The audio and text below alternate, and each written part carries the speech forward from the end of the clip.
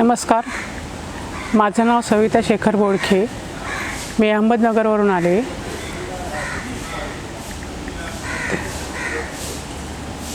सुरुवातीला मला ॲसिडिटीचा त्रास झाला. तिथे नगरमध्येच एका दवाखान्यात ॲडमिट केलं. एन्जिओग्राफी केली तर 3 ब्लॉकेजेस निघाले. म्हणून डॉक्टरांनी बायपास सांगितलं होतं. मग बहिणीचे मिस्टरांचे मित्र आहेत ना, ते इथं माधवबागमध्ये येऊन गेले होते. त्यांनी सांगितलं तिकडे जा, ऑपरेशन टाळायचं, बरे होतात म्हणून सांगितलं. तर इकडे आलो. मग इकडे आले, डॉक्टरांनी सांगितले होऊन जाईल 100% कवर. 4 दिवस ॲडमिट व्हायला सांगितलं.